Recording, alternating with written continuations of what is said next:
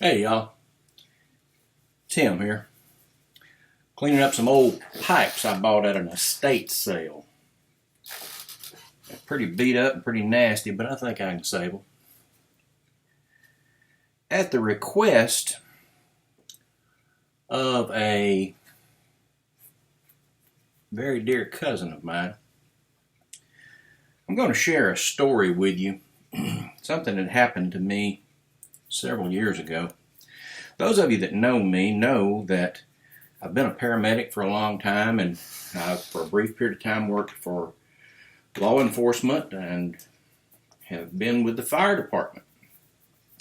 Many years ago, I hired on the local fire department and had the opportunity to work at the same department with my brother. I have great admiration for my brother. He is a brilliant guy. Now, he had never in a million years admit that himself, but I can assure you he is sharp as a sack of tacks. Well, you see, every fire department in the nation every year test their fire trucks and their fire hoses. What they're doing is they're testing those to make sure that they will either hold or pump the pressure that they are indicating. In the case of the hoses, they test the hose to make sure that it will hold the pressure that it's rated for. And in the case of the trucks, they test the pumpers to make sure that they can actually pump the amount or the volume of water that the gauges indicate. And they will typically do this alternately every year. One year test hoses, next year test trucks. Well, the year that I hired on at the fire department was the year that they were going to test trucks. They were going to test the pump on all of the engines. And the way you do that, you do it in one of two ways. You either hook to a fire plug and pump that volume of water through the engine and out a nozzle, in which case it has a tendency to drop the water pressure in the area, or you can do what you call drafting, which involves dropping a suction line into a body of water and then pumping out of that body of water. That's what we were going to do.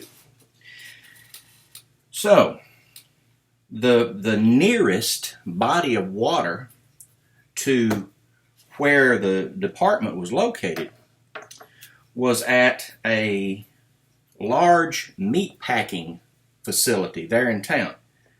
For those of you that are familiar with the area, Bryan Foods, just down the street from the station. They have a body of water, and I use the term very loosely, referred to as the lagoon. Now, Bryan Foods was a meat packing plant, manufactured pork products. They packaged everything but the squeal. And what went into the lagoon did not bear speaking of in mixed company. It was nasty. Well, the way you test a truck is you set up a fire hose, you set up a suction line, and you set up a what's called a deluge gun. It's like a big water cannon that goes on the end of that fire hose. And in the stream, and it'll blow a stream of water about that big around. In the stream of that water, you hold a little device called a pitot gauge. And the reading on the gauge in the stream of the water should mirror the reading on the gauge on the engine. Okay? Well, they needed a pitot man. Well, I was the new kid at the station. And I wanted to do good. I wanted to impress everybody because everybody was very impressed with my brother. There is not a soul that will speak ill of my brother, and for good reason. He's good. Very good at what he does. So I wanted to be good. I wanted to be helpful. I wanted to jump right in and take part. So when somebody said, hey, we need a pedo man, I'll do it. Up my hand went. Now I noticed everybody kind of looked at each other and giggled when I did that. But nevertheless, I'm the man for the job. Well, come the day to test the trucks. And myself and my brother and another guy, old Woody. Love you, Woody. We load up and we go to the lagoon. I help set up the suction line. I help string the other line, set up the deluge gun. I'm ready to go. So Woody and my brother are at the truck. And we commence the process. And we are shooting a very large column of water out of the end of that gun. And I'm holding the gauge in this stream. 35 pounds! 35 pounds. 45 pounds! 45 pounds. Everything going real good. About that time, the wind shifted. And this very fine mist started wafting back over me. Now keep in mind, what we were suctioning out of the lagoon won't pass for water. Let's just say it contains some solid material. We'll leave it at that. This fine mist started wafting back over me, and before too long, I am a soaked, greasy, nasty mess.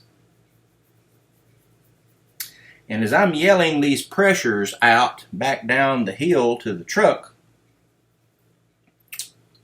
all of a sudden, I realize that I've got something on my tongue. And I'm so nasty that I can't wipe my tongue on anything because I'm gross. Ugh. So I holler back down the hill, hey, I need a towel. I got a hog hair on my tongue. Well, the first thing I noticed was my brother kind of bouncing. I could tell he was laughing. And then I saw him poke Woody in the ribs. And they hollered out, do what? And I said, I meet a pal. I got a whole hair on my tongue. I had to repeat that about 6 times. Every time I repeated it, I didn't realize it, but every time that thing that was on my tongue was moving just a little bit further back. So about that 6th time, it's kind of poking me in the back of the throat. So now it's, I need a. Well, at this point, the boys at the truck were just helpless. And finally, out of desperation, I sloshed back down the hill, walked up to my brother, jerked his shirt tail out, and wiped my tongue on his shirt tail. And about 2 inches from his nose, I said, I need a towel. I've got a hog hair on my tongue. And I walked back to the fire station. For about the next 6 months, they called me Hog Hair. I love y'all. This is Tim.